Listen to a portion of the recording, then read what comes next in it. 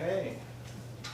My watch says 5:30, so I guess we'll get started. Is this on? Yeah, it's on. Okay, so is the camera on, Megan? Yeah. Okay. And I'm sorry, we have some new faces. So could Megan and I'm sorry, your name? Allie? Allie. Could y'all introduce yourselves and the position that you currently have with the city Okay, and just a little bit about yourselves? so I'm Allie. I'm an office clerk. I work with Connie. She's a great gal. And I came from down at the landfill. I used to work at the Scout House. And I love the change. I love being here in Mills. So, Wonderful, welcome. Megan? I'm Megan Smith. I am the city clerk.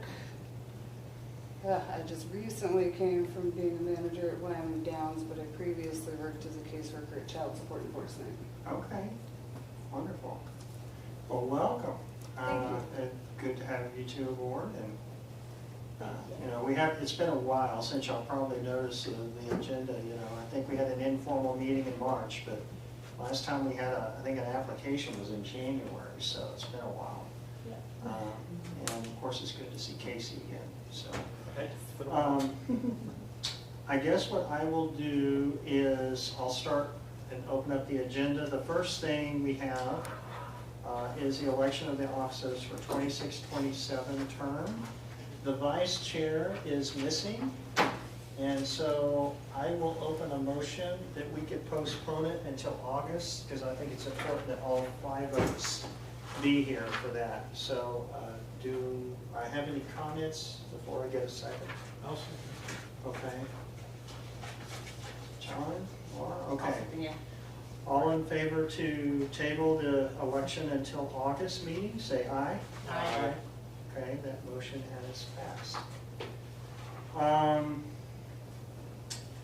The next item on the agenda is approval of the meeting minutes back in March. Did anybody have any questions about those meeting minutes or comments before we approve it? No. John? No. No? Okay.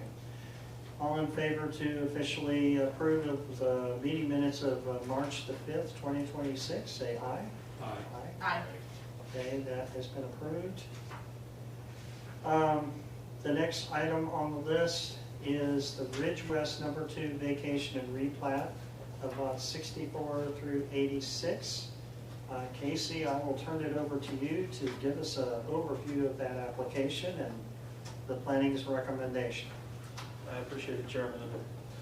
So, Chairman and members of the Planning Commission, this is a vacation and replat of the Ridge West number 2. This is a portion of the overall subdivision previously approved by the Planning Commission. So this seeks basically a replat of a small area within to actually enlarge the size of some of the lots. So within this, this is just kind of a high-level overview. This will actually reduce the lot total within the whole area by 4 lots. So taking it from 86 down to 82 lots overall. Generally, the applicant requests approval of a vacation replat of lots 64 through 86 of the existing Ridge West subdivision. The proposal reorganizes existing platted lots within the boundaries of the previously approved subdivision without expanding the subdivision's footprint or requesting any zoning changes. The proposed replat reduces the overall number of residential lots previously approved. The proposal represents a reduction in residential density within the existing platted envelope rather than an expansion of the development. No additional land is being annexed or subdivision, and the exterior boundaries of the development remain substantially unchanged. As far as the zoning analysis goes, this is and remains in R1 single-family residential.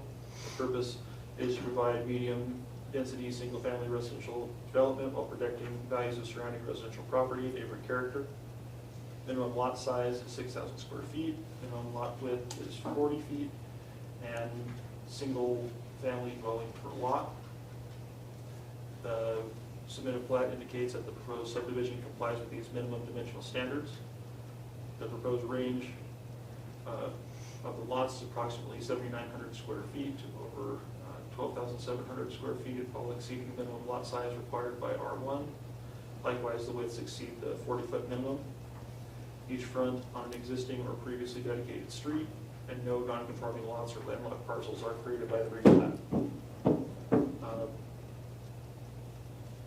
For utility and agency overview, the subdivision was circulated, water and sewer comments. There were no additional comments. It does not change any kind of ability to serve. Fire department had no comments. Police department did not provide comments.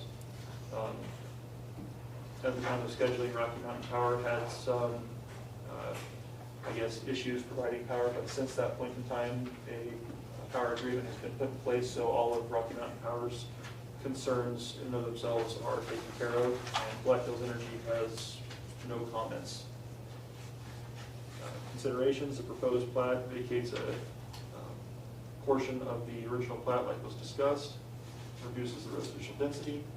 Staff finds that the subdivision remains consistent with R1.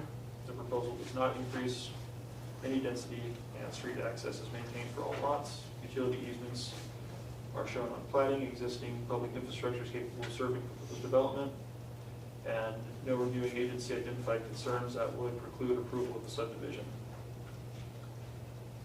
Staff recommendation is based on the submitted plat, agency comments, and review of city land development regulations. Staff recommends that the Planning and Zoning Commission approve the replat of Ridge West number 2.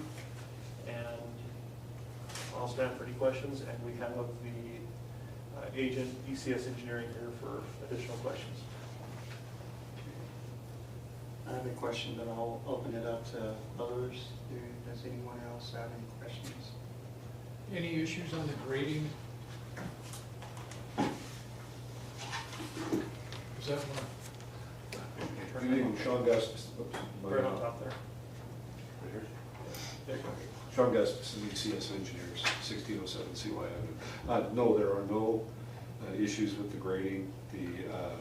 We've been working real tight on the job to keep it minimal amount of grading within the project, without any haul in or haul off. So that's been an ongoing fun thing, but it's we've gotten it set up. So.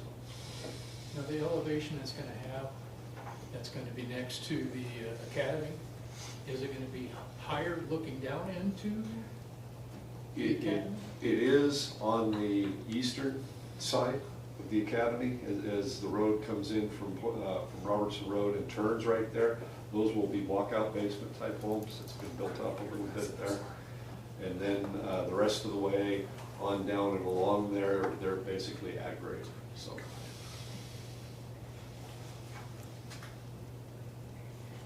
I had a couple other questions, Sean. So, and I don't know, Casey, maybe you can sort of inform me. So the original plat had like a couple of connections of how we were planning to connect for a secondary exit from the academy.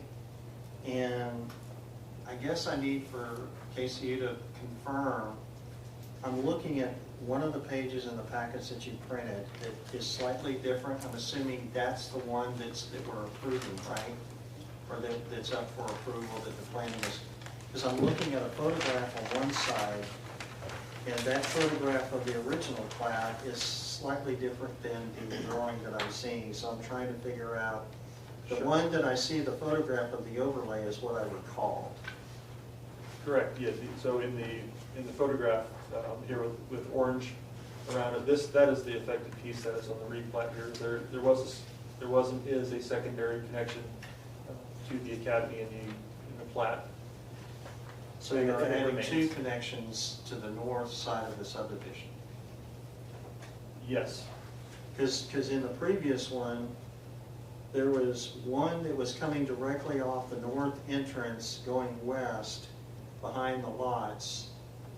And then there was another one further down between a couple of lots going north between 2 residential lots. Sure. That's what has changed. Yes, so that was changed and approved. That was over the existing K easement.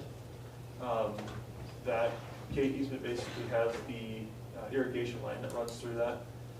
That was, I guess functionally, it's still an easement through there, but it's no longer an access on that northern piece. Is that what we're talking about, the same one there?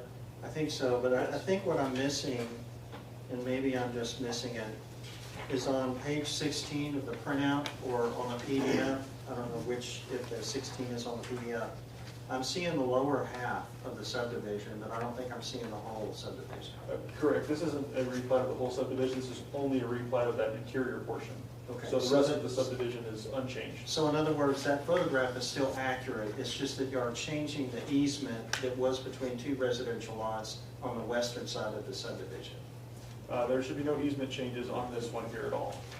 This is only a vacation and replat of that interior section, just to essentially reduce the number of lots and replot the lot lines. So it's the interior section that's surrounded by streets in the main part of the subdivision? Yes, sir. Y'all reduce the number there?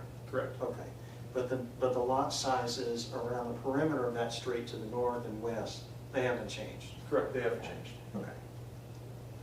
So we still have that one access to the backside of the Heritage School that comes directly off the north secondary entrance into the subdivision. That's correct. That goes into, it's just like an open, connection until they connect it to whatever improvements will make it Heritage, correct? Yes, that's correct. Okay.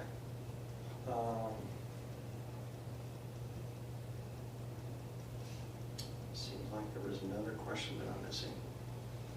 And the school has the doors open into the playground. It's open to the public right now. I think that's true. Is that still the case? It is, yes, it is open to the Okay. public for all sorts of recreation during non-school hours.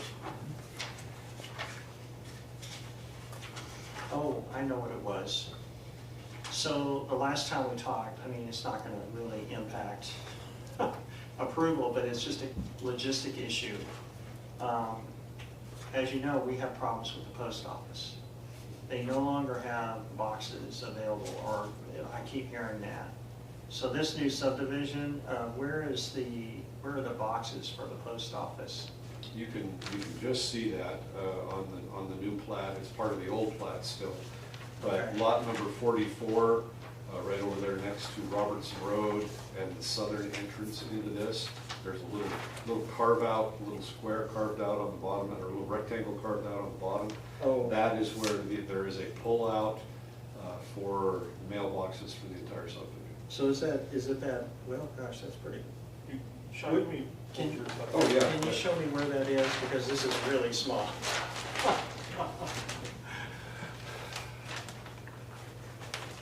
Because my only concern is how close it is to Robertson Road. So this will be so we'll pull off, and this will pull in here and exit off over here. Okay. What is that, what scale is it? What is that distance? So this is going to be 0 to 160 here, so we're looking at roughly 80 feet right there. Oh, okay, yeah, that's enough. Yeah. Because I was concerned about any kind of congestion coming off Robertson Road or an accident. Sure. And this is, there's a pretty substantial turn here, so the actual curve line is pretty good on it. Is there, is there a right turn lane? I don't think there is. No, it just, this is full built out with sidewalk and everything. Oh, okay, Maybe okay. then here, so this comes past that a little ways. Oh, okay, so the road is actually, what is the distance between this property line and the curb line of Robertson? We'll have to ask Sean on that one. Oh, Sean, do you know the answer to that? The Which distance one's that? between- So right here where this, where the mailboxes come in, what's the distance between basically the curb and then this? All at the edge of Robertson. The distance to the edge of the plat there where we bring it in and Robertson Road is approximately 25 feet for the actual edge of the road. So the edge of the curb to the property line is 25 feet? Yes. Okay, yes, Yeah. that's 105 feet right Yes. there. Yeah, I think we're fine. yeah. And I'm going to say approximately because I'm basing it off of the typical section of Robertson Road. Right. It's centered and all that stuff, so. Casey, have we heard anything more about widening Robertson We have not had any more conversation on that. I know the MPO has some of their study completed on that.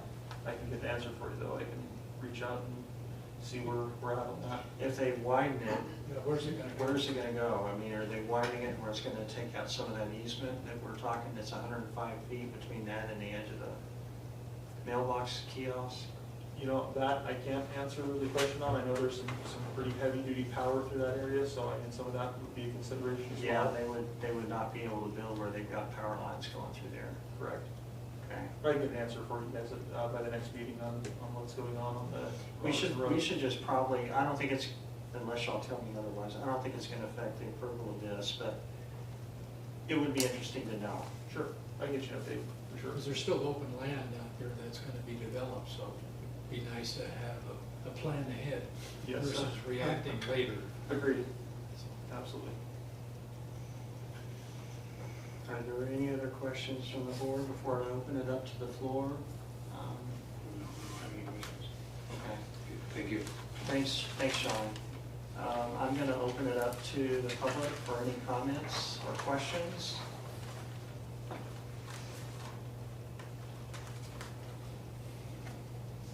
Okay, with that said, it looks like there are no questions, so I'll go ahead and close public comments, and then we will put this up to a vote.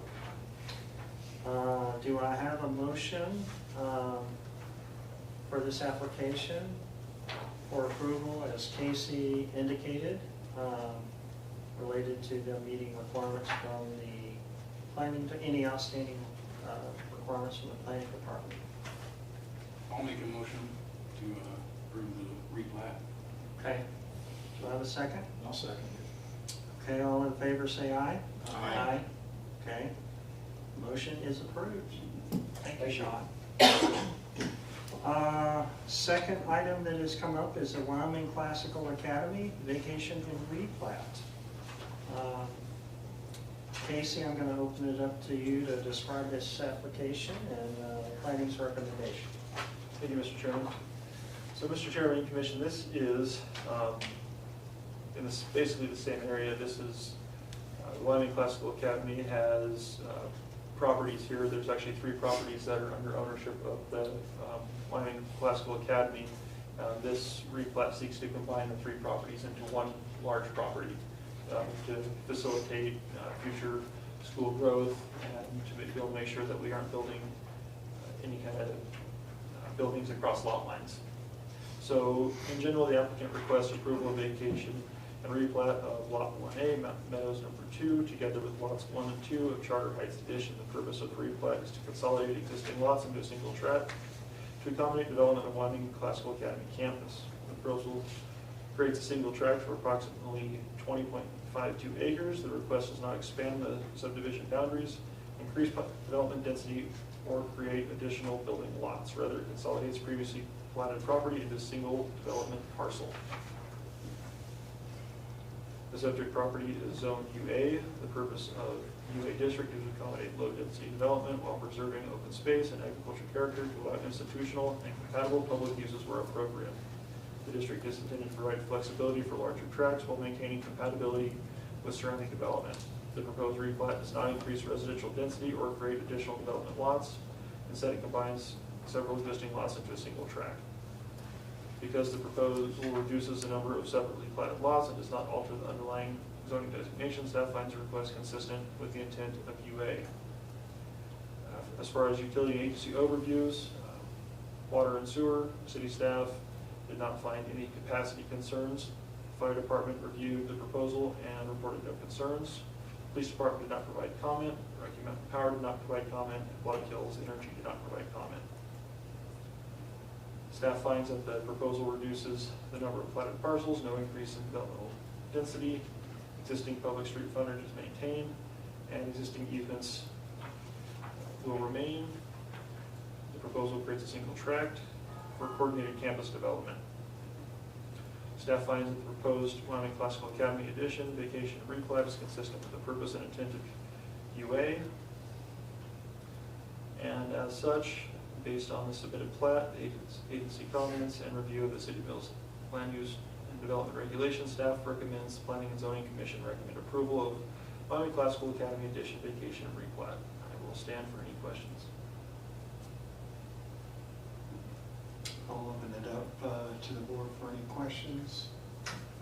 Looks like there was a challenge as far as drainage going down in the existing tract. I don't know where we're at on that. Is that gonna be 100% fixed? So, yes, so the drainage, there was an issue early on with some of the, kind of the overall development as the drainage was kind of coming together with the new subdivision going in, and then with some of the additional drainage that will be contemplated by this, by future development of the school. So there is actually additional capacity in the pond here, and the piping that has, piping issues have been addressed on the lower portion along Poison Spider Lane and actually upsized to accommodate additional flow. Now, they're gonna have a program in place for mosquito abatement and all that, or? So mosquito abatement for the City of Mills is actually handled through the Ventura County Weed and Pest Division. So what they do is they actually set out at various points throughout the city mosquito traps, and then they do multiple, I guess we'll call it methods of pest management. So they'll do briquettes, they'll do spraying. This actual structure will not be designed to retain any water. So there should not be, again, there should not be standing water for mosquito breeding and populations to grow, but because the City of Mills residents contributed to a mill levy to the Charlotte County Weed and Pest, that is a service That's that a new Mills. pond. That's a secondary pond. Correct. Although it is not designed, and the engineer that designed that here, he can speak to that too. Its design is actually for metered flow out during events. It should functionally be dry most of the time.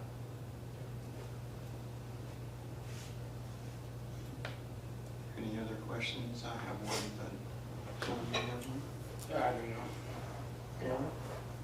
So I'm sort of curious, this is more of probably when it's further developed as far as the next stage, but I believe this is going to be a K through 12 school eventually. So there's going to be athletic fields, I presume, potentially a football field, is that correct? Potentially, we have not seen any planning for that yet, or any site planning for that. I know at one point in time, some of that was discussed, some kind of an athletic field. Mm-hmm. But at this point in time, I can't tell you what they will or will not put in. Are they planning to do the second piece of it right now as far as, because they want to go all the way to high school? Yes, so this is the first step into being able to submit a site plan that would essentially cross any of these existing lot lines, would be to basically replat this into one lot. So we don't have a timeline then? No, not at this moment.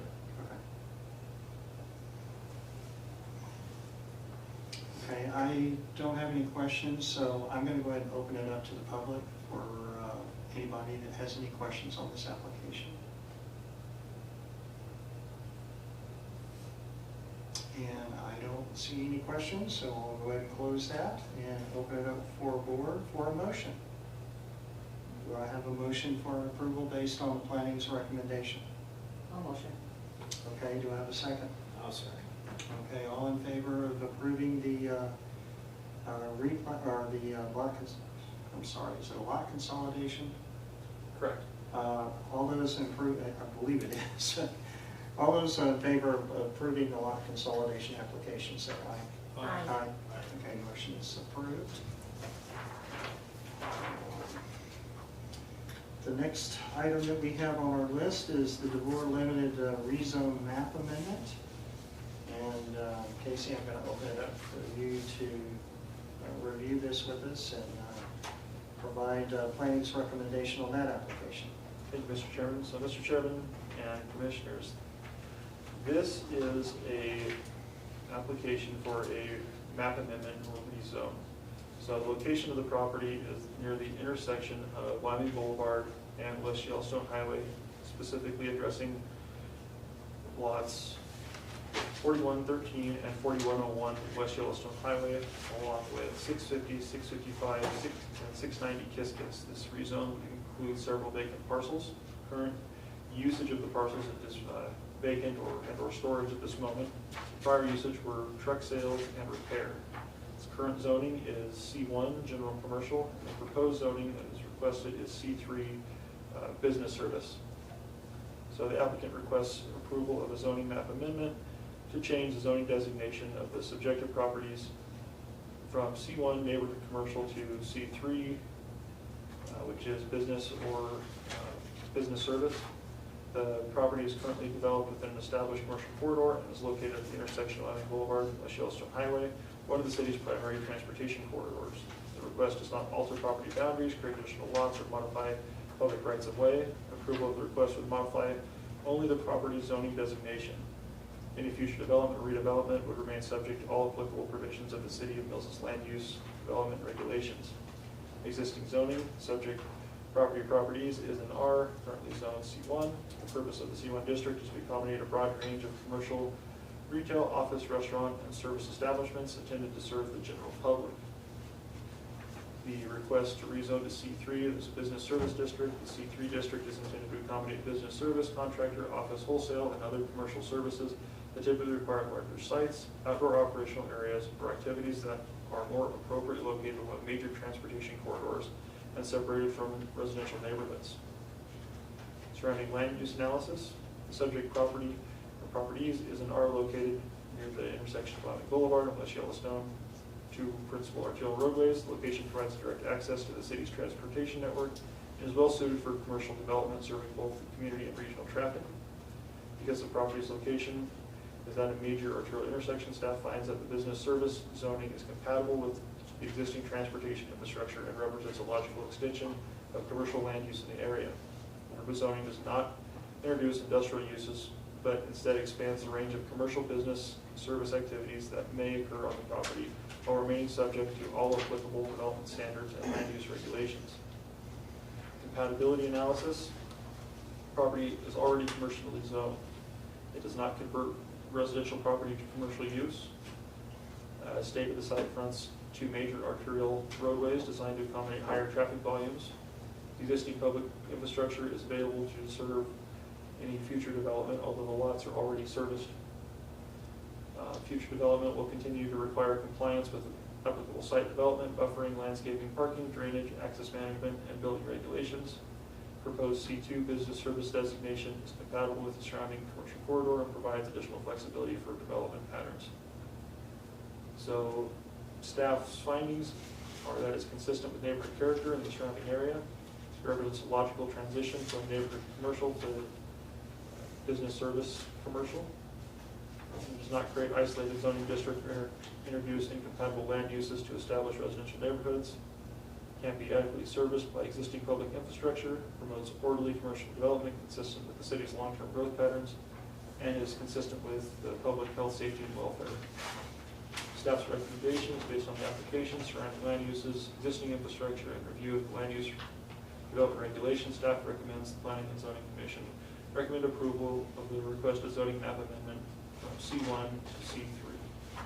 And I can turn your attention to the item of the map here provided in your packets.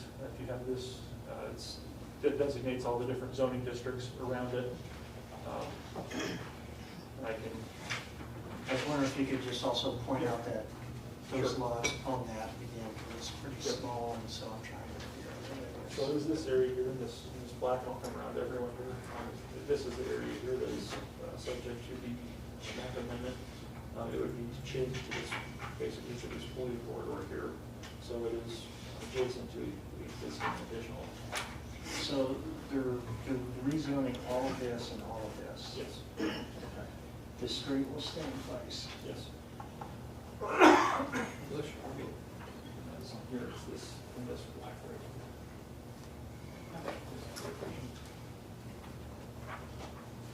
Yeah, I got it. Okay. I could kind of see your black line in there. Gotcha.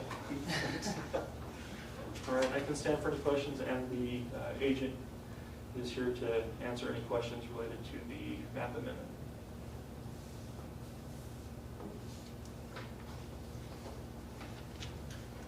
So Casey, can you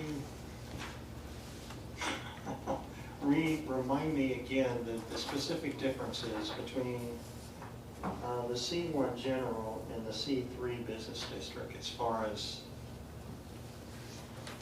does the C3 exclude anything from the C1? So the primary difference would be that it does allow for a provision for some light industrial use, but it's light industrial use, so it's not full-on, heavy manufacture or anything like that. It just expands the use of the, what C1 would allow, all but, incrementally. That's the primary difference with this. It opens up the use for some things. So, like as a for instance, if we had potential use for the buildings as they are now, that required. So I guess to preface this, so anytime something wants to come into the Mills business, they actually have to complete a zoning certificate. So they have to come before planning staff, and then we review their business use to see if it fits within the zoning. Okay. So if we had a manufacturer of sort, because the general commercial doesn't contemplate manufacturing, even if it's some light manufacturing, that would all be, done within the walls. We really couldn't approve that. Okay. And this property is such that it is actually well suited for that, being as the size of the shop and the property around it. So this expands that use in a limited function. It doesn't transition it to like a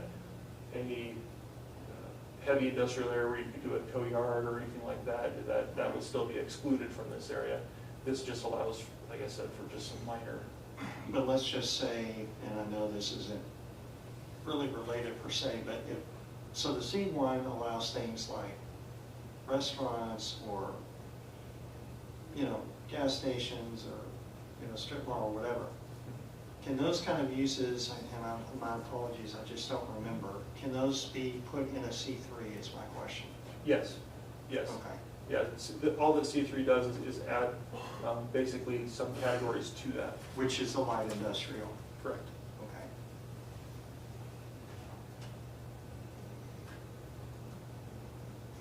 Okay. Any other questions?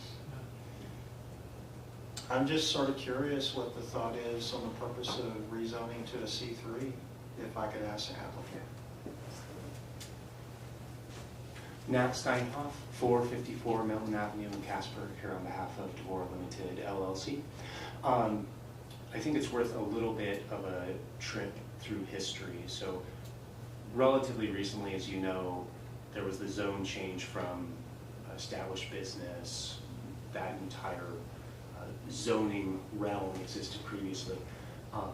I would suggest that C3 is much closer to what the actual use was when it was the Peterbilt location and its previous zoning type of established business.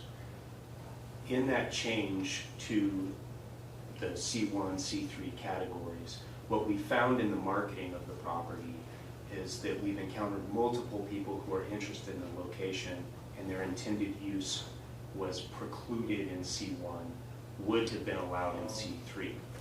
In one of those cases, we had somebody that got as far as writing the contract.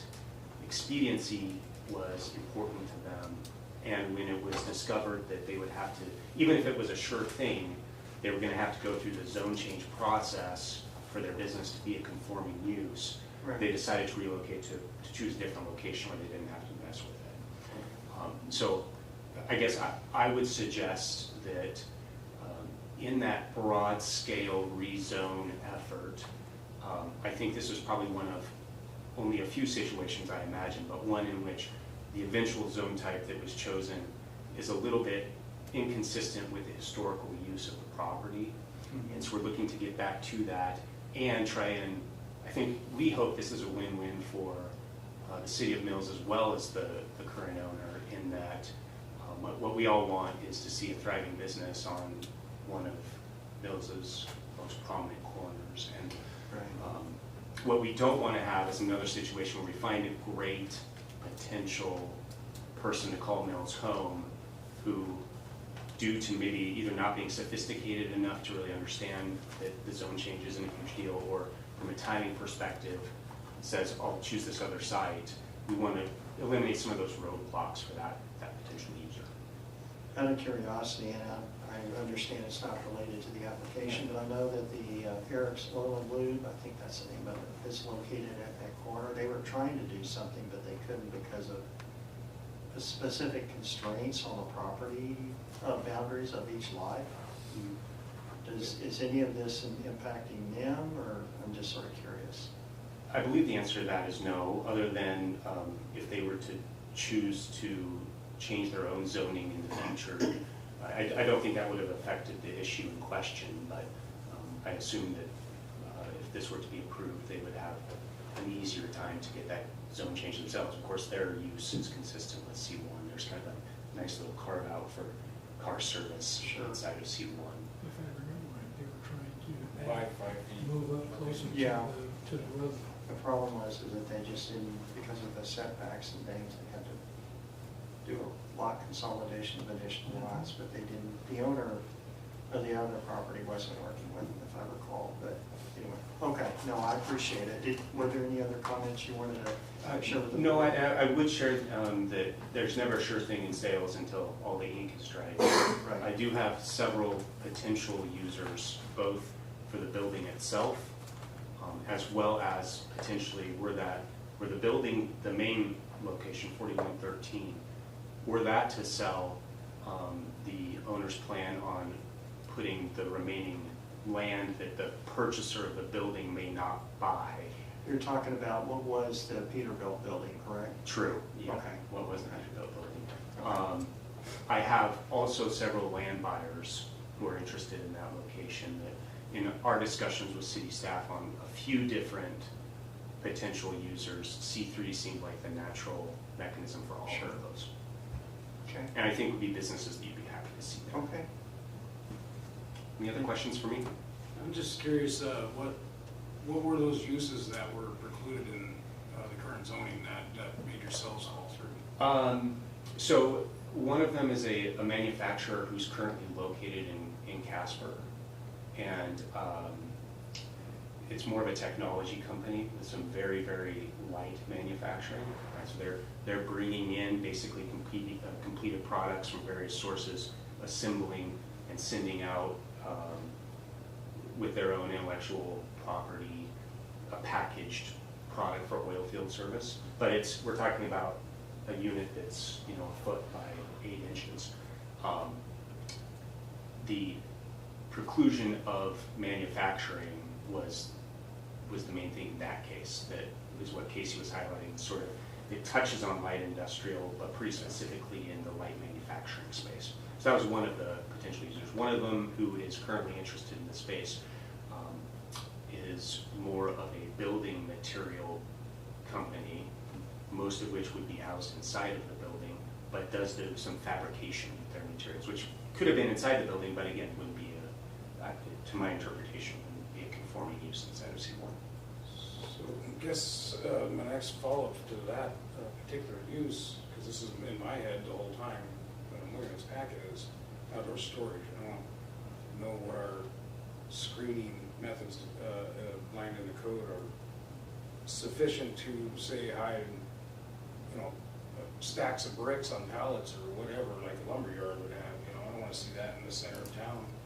Like that sounds terrible. I mean, we already have a stain as being a, kind of a dirty town anyway.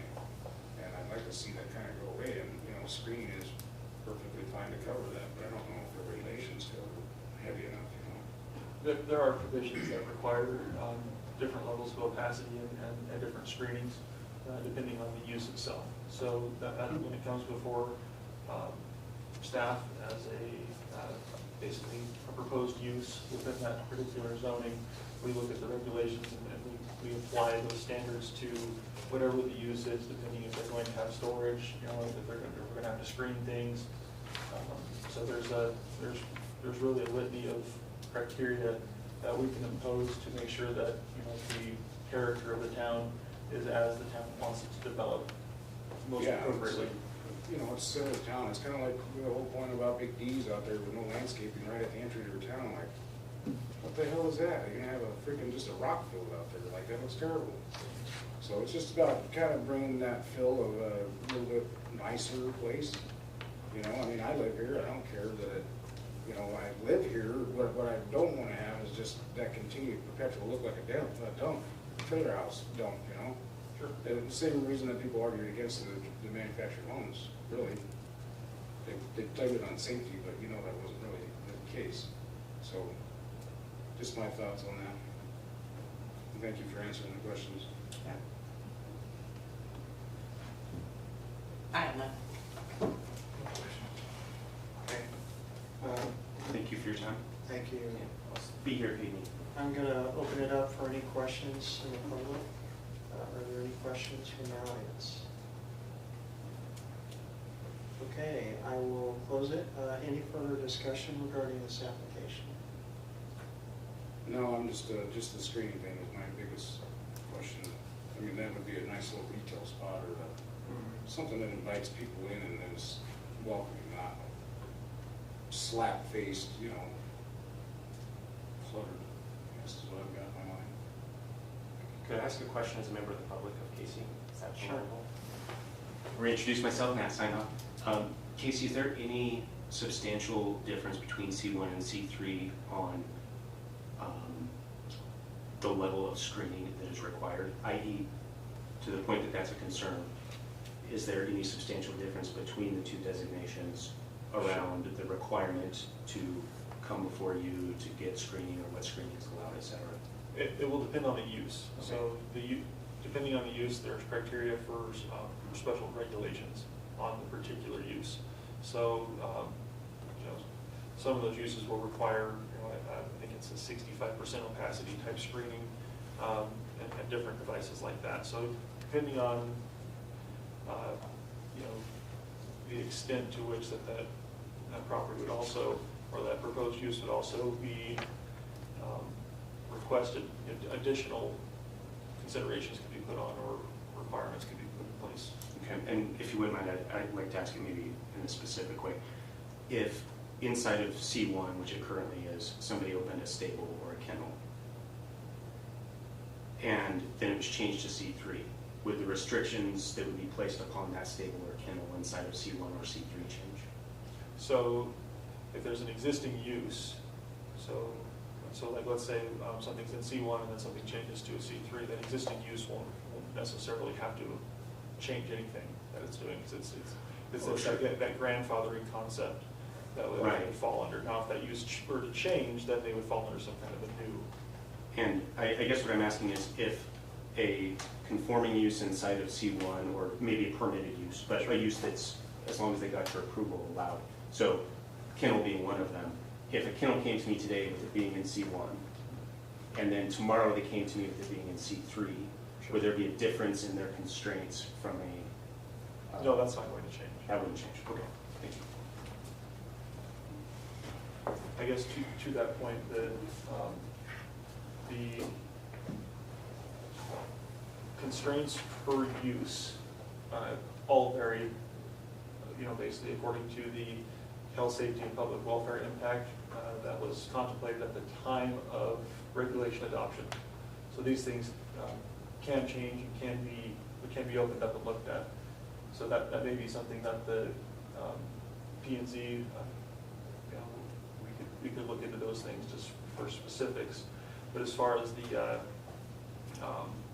I guess, individual regulations that would apply in, I guess, any situation underneath C1, that would be something that we would have to look at depending on the particular use. I think to, I guess, maybe clarify the point a little bit, there's this area in particular is a good mixture of residential slash some mobile home. So, and then you know, what is, I guess, industrial further around, so that, that this area kind of in this core part of Mills being along those arterials it is a difficult area as far as when we're trying to apply any kind of, I guess, beautification standard too. The other piece to these properties that is difficult to work through is we have existing structures on these properties, which does to some extent limit uses. So, where you have a general commercial, which, heavily contemplates things like, like strip mall or light service, some neighborhood type services. When we get to the, kind of the business service piece of that, and we're looking at some of these things like, I guess like Was There, which was a grandfathered use, which was truck sales and service. It really was low impact to the area because the area grew around it. So in these specific situations, this type of rezone works. There are situations where a rezone like this wouldn't necessarily work because of the particular lot might not be appropriate for that. If we were talking like somewhere right along Poison Spider in West Yellowstone, like say where the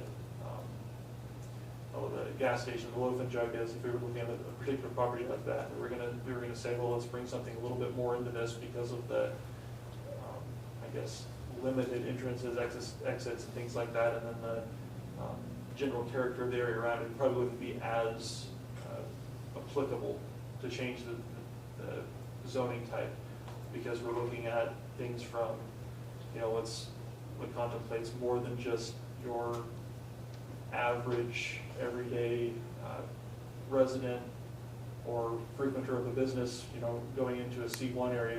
This is potentially not necessarily for, your everyday consumer, but more along the lines of your, commercial consumer, is what this kind of targets, that section, as well as the neighborhood consumer. So the C3 really allows both.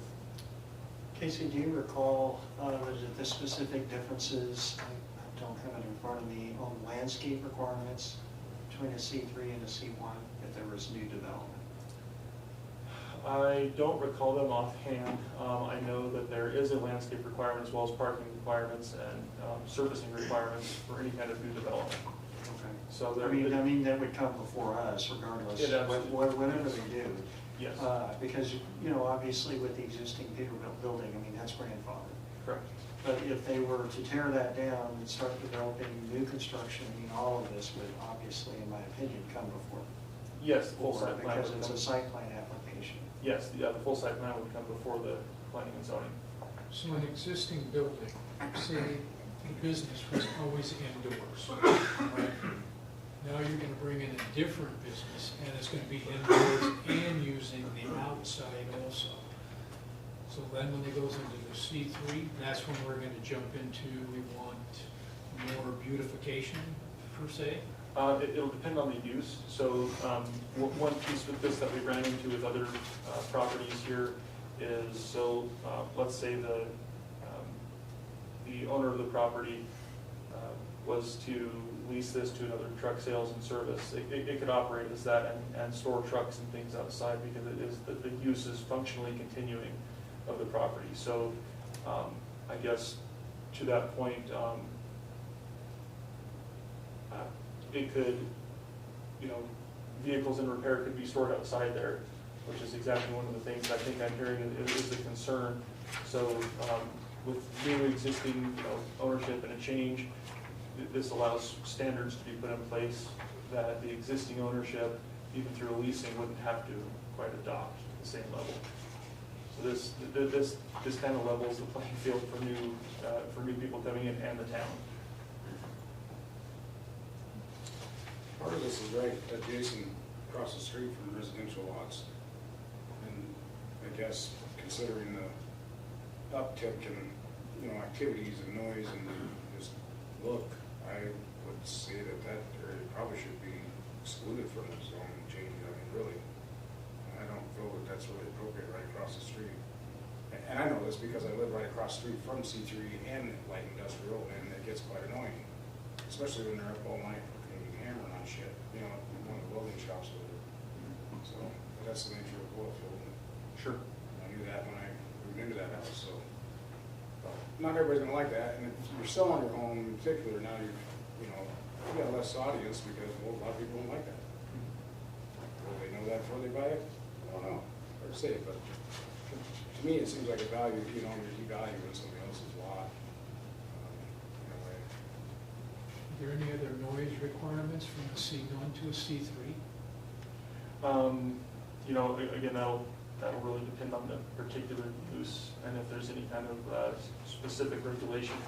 Pertaining to this, like when you're hearing hammering and things like that at night, is that something that would be addressed? It could be, like I said, it would depend on the specific use to see if there was any kind of impediments that could be put in place for some of those things. You know, the change over to business service district doesn't, I guess, alter the character, you know, to the extent where you're going to have, you know, the industrial style manufacturing, although I do understand where you're coming from on that, where there, you know, there could be added noise coming from this, potentially coming from these properties. But it would depend on the particular use, if there was any kind of restrictions that could be put in. Some, you know, some of these things may require a conditional use depending on the nature of it, where the planning and zoning and the city council could put in, you know, particular restrictions. And that'd be useful information for you when you're out there soliciting businesses, you know, so they know what they're getting into before they even start.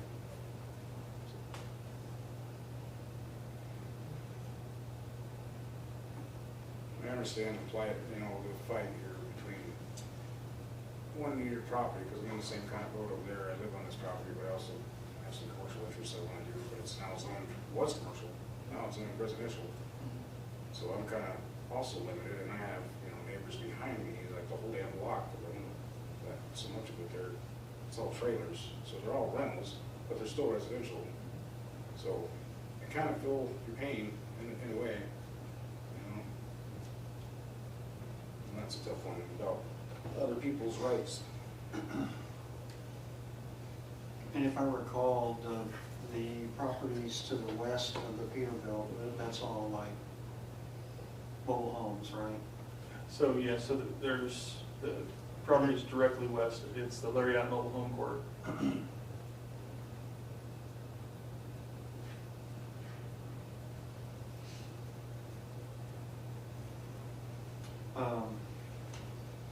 Okay, I'm going to open it up for further discussion from the board on their thoughts and recommendations or their thoughts on the application. None from me. I don't have any questions. John, do you have anything else? Just what I brought up so far on just the screening thing, especially on this to the south on Connie. You know, we got several homes there, and, you know, surely look like they might be manufactured, very clean, decent sized lots. It looks like, you know, we're not like my neighbors where I got shit packed on top of each other. Probably illegal, but hey. Well, the thing is, you've also got lots to the west of the Peterbilt too. The mobile home park. Yeah. Yeah, when you look something like that, it's like density is already expected, you know, in noise, but even then, it's still homes. Right. People trying to sleep at night.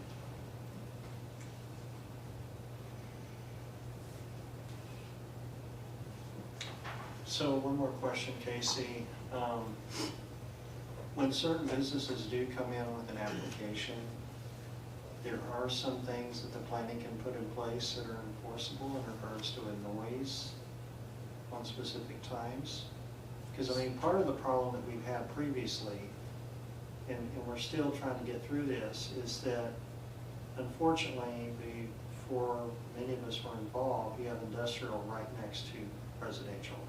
And it becomes a problem, particularly right next to our neighborhood. That was a big issue, and things came up before people realized it, and then people got upset. So I guess the only concern we would have is potentially the board does have the right to be able to put in some requests and enforceable requirements of a noise ordinance. We'd obviously still have the light shielding that would be necessary, so that we wouldn't, you know, completely light up the neighbors to the south or to the west, correct? Correct. So so there's three review processes. There's a review process one, which typically most of your zoning certificates fall under, and that's where planning department reviews the basically zoning certificate to see if the business use conforms to the specific zoning. And if business, you know, let's say the business use has special regulations that go into it, that's where the planning department can say you have to meet X, Y, and Z, and if you meet X, Y, and Z as stipulations on this, then you can, you know, business as usual, go ahead. Those particularities can be elevated to a review process two, which brings in the planning commission. And then in certain circumstances, that would be appropriate. So essentially, you know, just so that we can confirm, the planning commission has the right to be able to add some stipulations to approval of a permitted use and development that may involve light industrial. So long as those regulations are part of, basically, so long as like any kind of additional or special regulations are contemplated in the land use regulations. We can't put anything over and above. Right, I'm Yeah. talking about noise ordinance, I'm Yes. talking about buffering, I'm talking about lighting, that's what I'm Yes, talking about. correct. So we have the ability to assure that that's in place. Yes. Most of the time, those things are, I would say 99.9% of the time, when a zoning certificate comes in and a particular use says special use regulations, if that special use regulation has any kind of automatic trigger, it would come directly to P and Z. So now, interject here that we're talking about different things, but you're talking about special use permit, okay, right? Sure. Getting something that's outside of the zoning allowed use, but if it's allowed, if we change the zoning to C3, now you have no mechanism to enforce anything additional. Correct. Or any deviations from what's in the code. Well, now. We can't do anything that's not allowed in the code. Like, we're So not someone good with could that. ask for a deviation request. Deviations per our regulations can be handled by planning staff, or planning staff will elevate them to P and Z for recommendation on that. So like, let's say you had a business use that wanted to deviate from something in particular. Then that could be heard by the P and Z But it would have to be a deviation from what's allowed. from what's allowed. Right. Yeah, So, and so if there's any requested deviation, so like, let's say there was a heavy noise concern or something like that, that was, you know, outside of any kind of any kind of our regulations that we have in place, saying, hey, you know, our decibels are gonna be X, you know, that deviation could come in front, would land in front of either planning staff, and that one would absolutely be elevated because, pardon this, but I'm not taking that bullet alone. So, but it would come in front of the planning and zoning. The planning and zoning choose to either say, you know, this could be allowable between this hours and this hours, nothing outside of this, or it's just not allowed. So, okay, so just to clarify, if there's a noise concern, is that something that could be implemented in a C3 that's proposed? Based on, what does the current code allow for That'll a be noise all in ordinance related to a C3? So I would have to get you those specifics. I don't have those at the moment. I can get them for you pretty quick though. If you want to take a quick recess, I can get those specifics for you. I think it's probably helpful. Sure. Yeah, and I guess, John, to maybe, from my point of view, thinking of it legally, like if somebody was to limit my right, I'm trying to develop this thing, and you're giving me a hard time as a board, and I finally get that, you know, become a lawyer, right? You can't enforce things above and beyond. No, I So if we change the understand. zone, and then they're allowed that use, and they go to apply for site plan, and we give them a hard time over it, I we understand. have no control over it. That's why I'm asking the question to Casey. Right. So, Just want to make sure that we're clear, if we change the zone, you will not have that control that you seem to think that we will. We will right, not. right. It'll be whatever's in the code. Whatever's in the code, Right, that'll be right, the right. control. no deviation. So Casey, can you take a quick gander at that before we discuss further on? Pulling it right now. Yeah, there'd be, I mean, just light manufacturing right next to residential, because I've lived there in You're- that you're same living it. scenario. You're living it where you're Yeah, at. well, you know what, I go out there and hammer shit too then. You know, especially lately when I've been all over my sleep, you know, this last year. Get out there in the midnight, I don't care, because It's the nobody challenge. around me anyway. Well, we have residential right next to industrial. Yeah, it's, That's the whole unfortunate. town's like that, you know, other than what's getting built now, the new stuff. That's been very problematic. It's like a tale of two towns.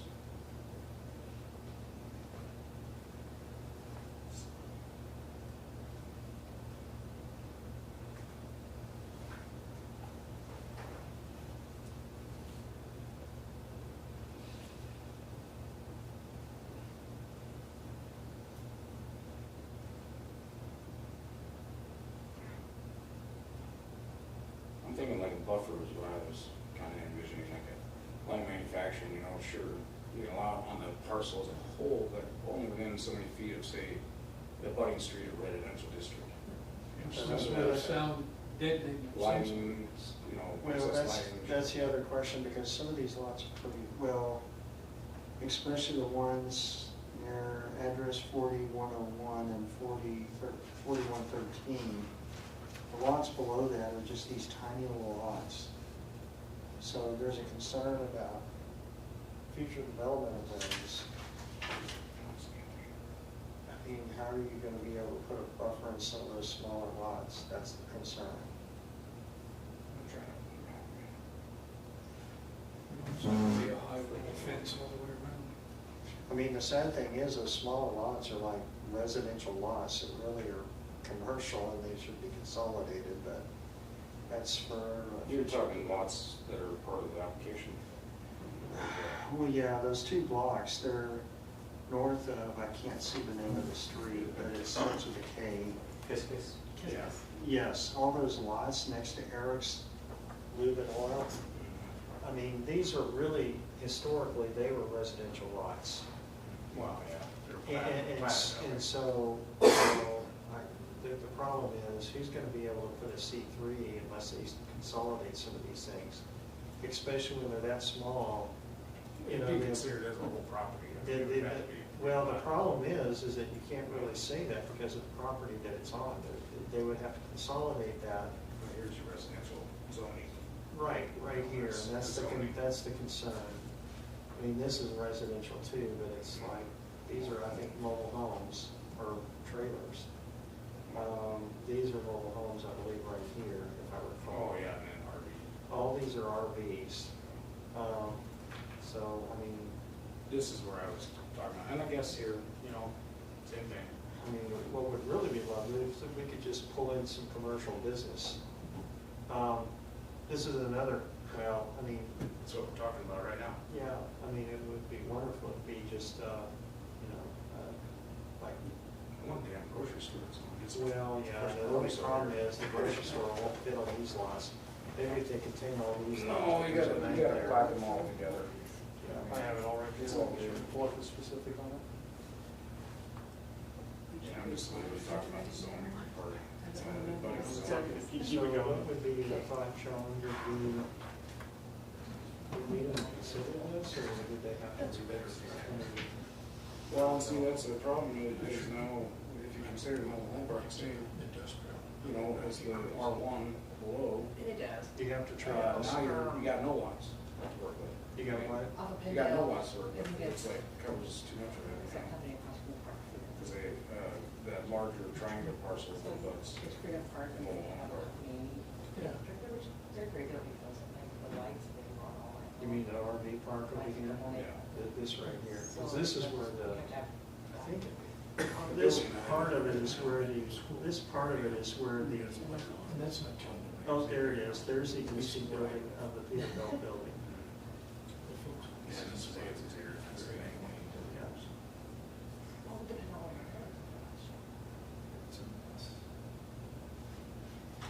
You know, inside the building, manufacturing, like the guys are talking about, the little boxes they make for wiffle or whatever, I'm sure that was mostly inside. I mean, that's not a thing. By electronics. Really is not a thing, it's the outdoor activities that, that's what I got in my mind. So generally, most of the sound buffering will come through under a site plan review, not just a general prohibition. What's the decibel requirement, or what's the, what are we talking about? And As far as the and limit? are there any hours of operation in the zoning that fall under C3 that could be enforced, is the question. Not generally, it doesn't really contemplate that. The business use doesn't really contemplate how you can operate that business in general. Yep. So the decibel limit, I mean, just had that there.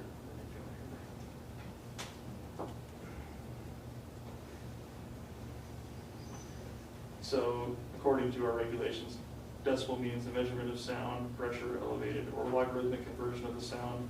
Pressure reference often set as 0 weighted. In general, this means the quietest sound we can hear. Loudest sound is 120, and then decibels are referenced secondarily under Section 8, which is health safety. I just locked the whole code of ordinances up trying to access it, so 1 second.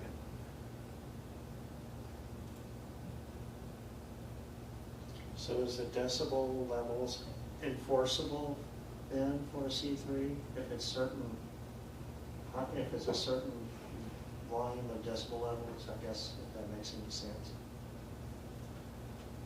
So we have our general health, safety, and welfare ordinances, which fall outside of the purview of Title 17 that planning and zoning would fall under. So if you have basically noises that, loud or unnecessary noises that are contrary to, I guess,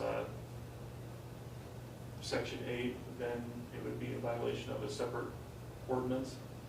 This here says it's unlawful for a person to make or cause or continue to make any loud, unnecessary, unusual noise, but yelling, singing, whistling, shouting, or otherwise which a noise disturbs, injures, or endangers the comfort, repose, health, peace, safety of any person in the city. It's unlawful for a person to use or operate or permit to be played, used, or operated radio receiving set, musical instrument, phonograph, other machine or device for production of sound matter.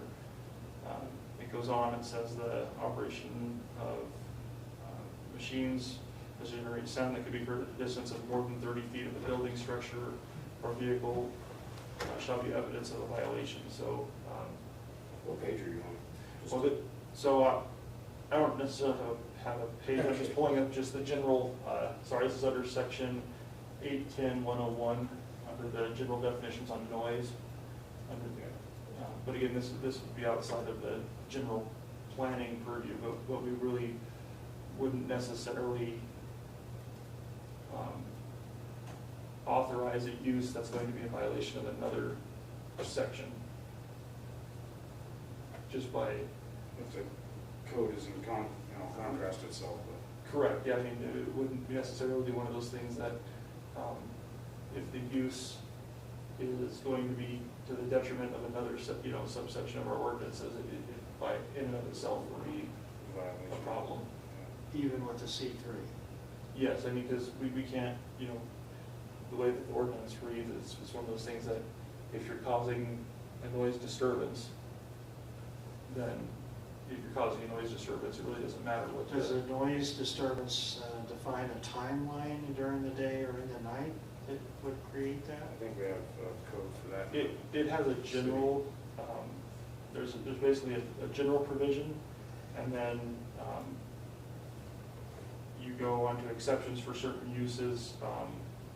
So exceptions are noise and safety signals and warning devices, noise results from authorized emergency vehicles responding to a call, or noise resulting from emergency work, noise levels which permit special work. There's special permit applications, and then it discusses violations, but it doesn't specifically discuss timing on this. And you don't want somebody with a forklift that beeps in the middle of the night as they're backing up. That's what I'm concerned about. Sure. But I can't answer on how that would play out. But So- you would have to, I mean, unless you have the mechanism in the city structure, you know, the people to enforce, then you end up on your own. What seems to be the case a lot. Well, we also get, and I think it's important, we also get into the nitty-gritty of it when we start getting into this, where if, you know, we could get into the situation of over-regulation when we have private homes here Right. that can functionally do whatever they want to, even in violation of, you know, so there's two aspects to it. So we have private homes, we have trailer parks here that can have all sorts of noise issues coming from them that we aren't contemplating at this time. And then we also get into the secondary piece when we look at it and we say, you know, we have depending on the business use, we may or may not have noise. So I know we're playing devil's advocate on looking at the, you know, what noise are we going to be potentially authorizing that isn't there now? Right. That's our concern. Sure, and it's valid, and I think it's appropriate to discuss. But when we look at the escalation from C1 to C3, with the light manufacturing provision in there, I think that there's, depending on the particular use, which may or We may know not what be. that is. Well, we What would. the hell is light manufacturing? Is there like a definition? Yep. Like specifically what kind of stuff can be done? Sure, yeah, that's I absolutely. mean, really, the bottom line, I think what we're getting at, what is the liability that we're allowing for a C3 on noise factor? It sounds like with the buffering and the lighting, we could probably have it under control. The only concern is that obviously the way the lots are platted, south of the Peterbilt building, I mean, those are like residential lots. It makes those lots virtually useless unless there's a developer that consolidates those lots and makes them usable.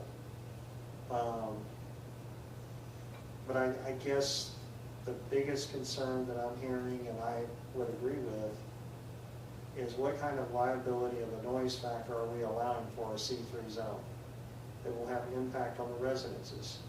And are there means that we can take as a commission board, the planning and zoning board, to insulate those factors with the adjacent residential? So, John, I can add to that a little bit. I'm just finding there, sorry to the public for us all not being completely familiar with the code. We're still learning all this new stuff, but, so commercial to low density residential is a high buffering standard now.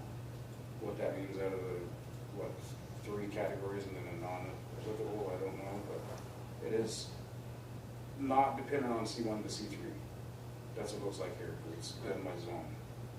So, does our regulation differentiate? No, I guess. Yeah, that's what I was. Just noise is noise. Right. Right. Because businesses generally for a C1 are in operation from, 7 or 6 in the morning till 10 at night or whatever. So for the light manufacturing means the production, processing, cleaning, testing, and distribution of materials, goods, food, and products which by the nature of the materials equipment is processed and utilized so as to be considerate, measured, clean, and quiet, and free of objectionable hazardous elements that may take place in plants generally less to or equal than 100,000 square feet of floor area. So light manufacturing in and of itself is contemplated to be a low impact and quiet designation. But it's not really defined what that is Well, it basically it's in decibels. it doesn't, but I mean I think in the grand scheme of it, when you look at it and you say that by definition it means production, processing, cleaning, testing, distribution of materials, goods, food, and products, which by the nature of the materials, equipment, and process utilized is to be considerable of a clean, quiet, and free of objectionable hazardous elements that takes place in plants. And you go So back to It the thing. actually says that in the code, it says that it by definition. clean and quiet, but Clean it and doesn't quiet. define what that quiet is. Well, I think you'd have to just apply the smell test to it at that point. I mean, And it's- that's what we would do on Getting closer, yeah. the planning side. So if we were, so like let's say someone is going to. So if we were to try to define that in a new application, would we not be eligible to try to define that because it's like we're adding Enforcement more is- regulation? Well, I think you fall into what, you know, the danger of being arbitrary and capricious and trying to put a specific pin in what isn't acceptable. You haven't been on the county commission like lately, have you? No. Sounds awfully familiar. I think you have to be really careful on how you apply Yeah. standards Right, to and particular that's people. why we're discussing And this. I think in this situation, because, you know, we have a definition, if the manufacturer doesn't meet definition of, you know, it's like, But how do we define that? if I it's have not this defined? screening standard too, that's been, you know, would that help this conversation? You want me to read it? Sure, go right ahead. So for the high buffering, you know, standard, it's a 10-foot wide landscape strip with a 6-foot high solid screening fence or wall, so it's solid. The fence or wall must be placed on the outside edge of the land use buffer or on the property line. Fence wall is not required when the land use buffer is adjacent or parallel to a public right of way that is approved for vehicle. Okay, so there's no screening. It just says right there, if it's on the street, right across the street is residential, there's no screening. Which I think we need to fix that. When you go. sure. There needs to be something, you know, Sure. there. I guess my question is, and I'm sorry to do this to the applicant, but do we need to, well, see, the only problem is that I mean, any kind of changes to the zoning has to go through the city council too, Yes, for a first and second and a third reading. correct.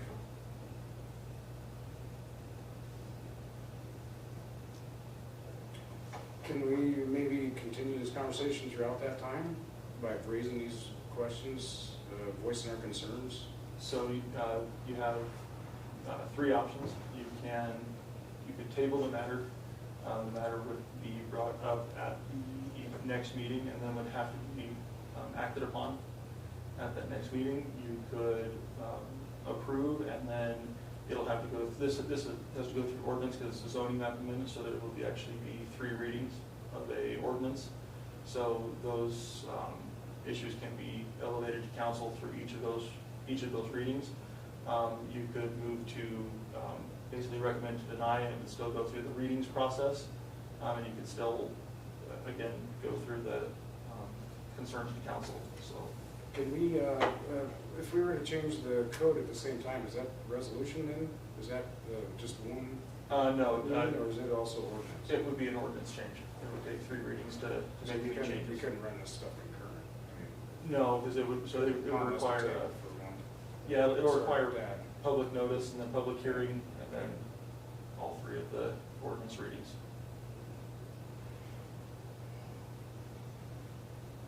I don't know about you guys, but I feel like we need to table this to at least discuss and look at this further and potentially see if there's something we can do with the code to allow this.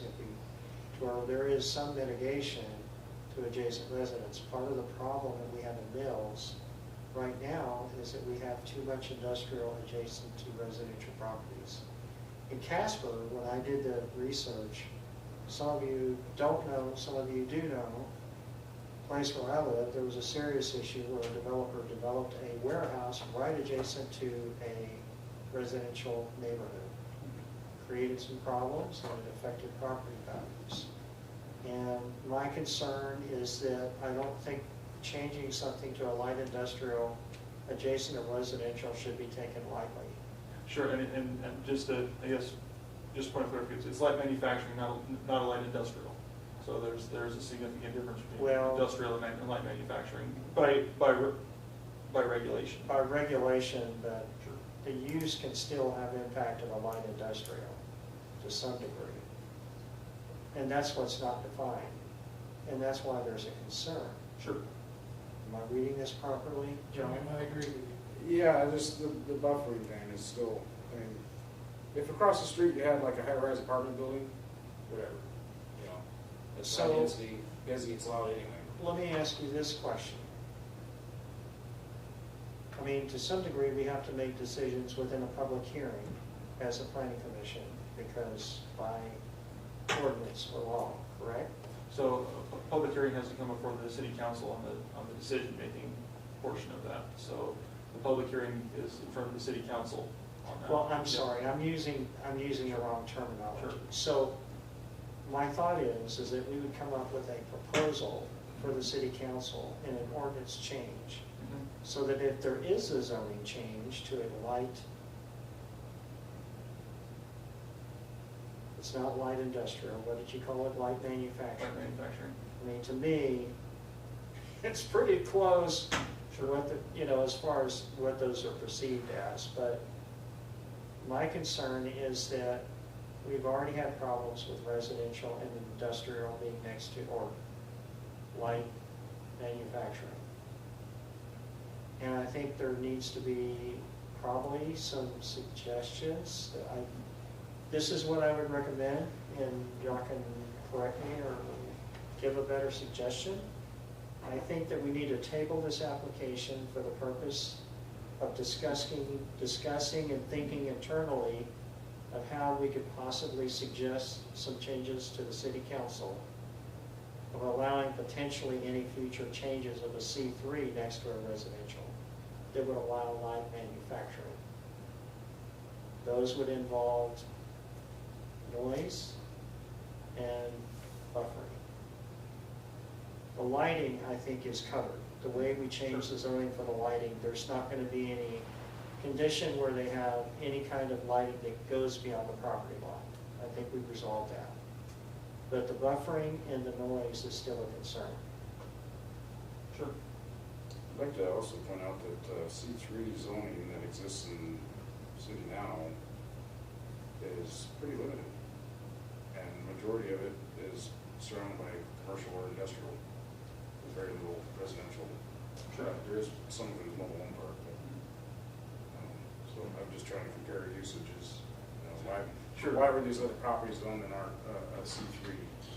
So some of that process happened when the rezone was across the city. When the new zones were established, what happened was that the property owners were to some extent allowed to choose their zone when it was going on. A lot of the property owners, I would venture to say, never guessed that they were going to be, I can't imagine Peterbilt ever guessed that they were going to move to, at that time, move to another building. And so, really you're operating in somewhere where nothing's going to change. And so you say, well, we can be in this commercial one, it doesn't really change anything because it's, this fits us. And, as time goes on, you now own a building that is, and some land that's, suitable for a certain purpose. And, it really no longer is, marketable to that. Well, that's the other concern, because the Peterbilt building there puts limitations on the future development or future owner, because they'd have to go through the cost of demoing that building for use, a new use on there. Let me ask you this question. What, is the board able to have internal discussions through email on some possibilities to think about, to discuss in the next board meeting? So in general, you don't want to get to a quorum. You're right, you gotta be able to discuss this in a forum. So we probably need to think about this, or what we need to propose for our next public hearing. Or We'll have to have a work session or something. We can't- Correct. Right. Well, we can do that, right? We can schedule that. And I guess one thing to be aware as far as timing goes, so if tabled, so this, at the next meeting, will have to be untabled.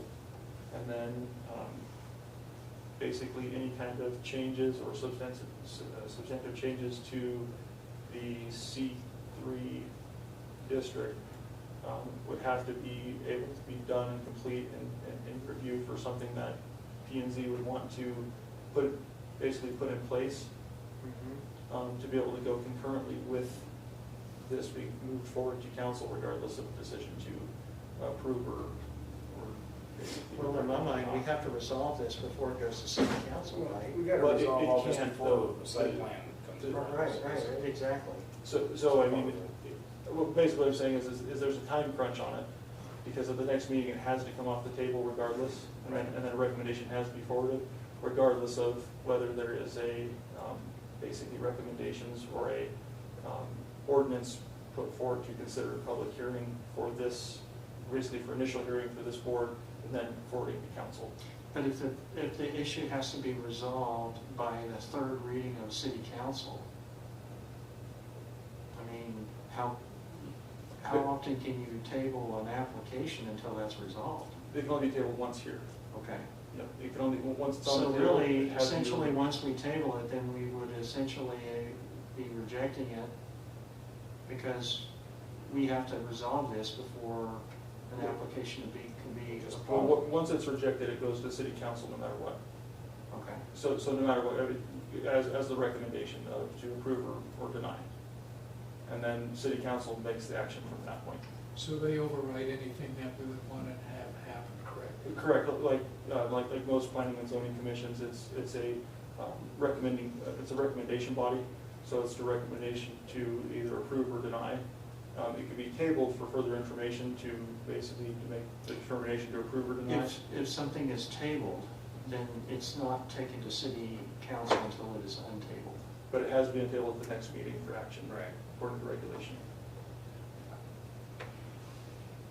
We don't have any authority to stop anything necessarily. No, I understand that. I guess the thing is that we want to make sure that we put something in place to protect adjacent residences. I mean, so this could be a separate issue, because we don't know what the applicants will do. The future applicant may have no impact on this issue. Correct, and the future, I mean, and that's, I guess that's part of the difficulty in this for you all to consider is that, you know, the change to a C3 may be for naught, because you may have someone that comes in there and operates as C1. So, you know, what this does is expands the land use, and it potentiates some light manufacturing, although it doesn't mean that will occur. So that's the trouble in all of this, and it's also the trouble when you look at some of the uses within C1. You know, you could functionally have in C1 a forklift operating at the wee hours of the night in C1 as it is, if they were going to be doing something. You know, we have a large storage unit that basically is right near there. Well, I mean, essentially like a Home Depot. That's C1. Sure. Correct. I mean, so the, you know, I guess the question for the P and Z at this time is what kind of regulation would you like to see in place to Some screening move between forward? residential and commercial in general. Sure. Does that change this application? I guess I don't really know. If we can have a Home Depot and a C1, then that was my thought, again, that was like, you know, lumberyard. Sure. But they don't operate at night, so not really a problem with noise Right. at night. I don't see any concern with, you know, business to business. It's what we're looking at is the residential piece. You know, for us we're here to protect them. Sure. And that is the difficulty with some of Mills and its layout, is because it does have major arterials that do butt up right next to residential places. That is a significant challenge when we're looking at land use, and that this board is trying to protect any kind of residential interest. So I can appreciate that. And you've Just seen multiple property businesses rights. come and go. I mean, just because someone's a C3 and they don't make a lot of noise, well, if they change their mind and sell and someone else comes in behind them, here's our opportunity to try to protect the neighbors. Sure. Yeah, it's not always about today, it's about What the next buyer, next operator. Well, let me propose this to the board, because I think we need to think about this more. I don't think a decision can be made tonight unless you'll tell me otherwise. I think we need to at least table this for the next meeting. And then to be able to come together in August with some ideas and thoughts on how we move forward. I don't know that it makes any difference, honestly, because if we were to change something with the buffering standards, that applies at the site plan level. So are they gonna sell the lot and have a site plan through and start building before we could get that change made? Well, there's a lot of time. There's things that I know this through being in the architectural industry as a designer and in construction, there's things that have to be approved. It's gonna take several weeks before something like that can Well, it's happen. gonna take them probably 30 days to supposed to sell too, so, Yeah. I mean, there's a 30-day window if nothing else. So do y'all have, what are your thoughts on the application? Is there, well, let me just open it up. Is there a motion of what, is there a motion that what any one of you would recommend on what we do? Either table, agree, or deny? I'm gonna say table. Okay. It'll flow back and that'll be reviewed. And if it's approved, well, we did our part. Did you have a thought? I'd probably say table. Yeah, what I think, so I'm kind of on the fence. Okay. I'm going to make a motion that we table this application so we can think about it, look at the code a little bit more, and discuss it in the next meeting. Do I have a second? I'll second. Okay. All in favor, say aye. Aye. Okay. Sorry, we need to table it. Trying to think if there's anything else on the, I think that's all of everything we have. Is there any public comment before we adjourn? And I'm not seeing anything, so we will go ahead and adjourn. Thank you.